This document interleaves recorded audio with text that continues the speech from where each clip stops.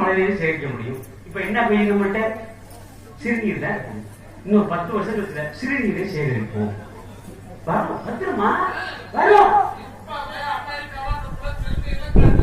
Current கண்டுபிடிச்சு சிறுநீர்ல current கண்டுபிடிச்சா போயிடுச்சு. உலகம் வேற மாதிரி உலகத்துக்கு போயிருக்கு. நம்மளால பஸ் ஸ்டாண்ட் நம்ம கதைக்கு வருவோம். பஸ் ஸ்டாண்ட்ல வந்து இறங்கினா நேரா வந்தா அப்பா ரொம்ப அடிச்சுட்டு நான் கன்னியாகுமரி போன பஸ் நிக்குது அப்படின்னு நான் அந்த வேலை காசு இல்லைங்கிற ஒண்ணும் இல்லை. இந்த இருக்கு போடு ஸ்கேன் பண்ணு கூகுள் பே போடுறேன். நம்ம நேரம் எடுத்த போட்டோ எடுத்தேன் கூகுள் பே அந்த நேரத்துல டவர் இல்லை. இவன் ரொம்ப நேரமா பாக்குறான். அவன் என்ன சொல்றான்? இவன் வருதுங்கிறான். கார்டு எடுத்தவன் எனக்கு வரலங்கிறான். இவன் வருதுங்கிறான். கார்டு எடுத்தவன் எனக்கு வரலங்கிறான். இவன் ரொம்ப நேரமா ஸ்கேன் பண்றான் ஸ்கேன் பண்றான் ஸ்கேன் பண்றான் ஸ்கேன் பண்றான். அவன் வரலங்கிறான். இவன் வருதுங்கிறான். அவன் வரலங்கிறான். அப்புறமா போயிட்டா ஒரு ஐயா எங்க செல்போன் படுத்துற பாரு. ஒரு நாள் பஸ் போயிட்டு இருக்க 2 மணிக்கு பஸ் 2 மணிக்கு பஸ் எல்லாரும் தூங்குறாங்க. ஒரு பேச்சு சொன்னேன் பஸ் போயிட்டு நைட் 2 மணிக்கு தூங்குறாங்க. டிரைவர் என்ன பண்றான்னு கேட்கறாங்க.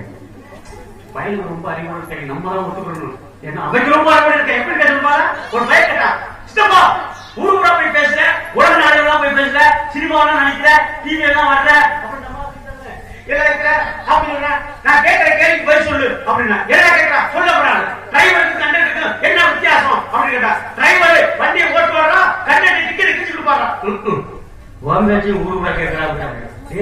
இதுக்கு அதுக்கு என்னடா சம்பந்தம் சொல்றாடே அப்படின்னு அதெல்லாம் இல்ல சித்தப்பா. தனித்தனியா டிக்கெட் கொடுத்தா கண்டக்டர்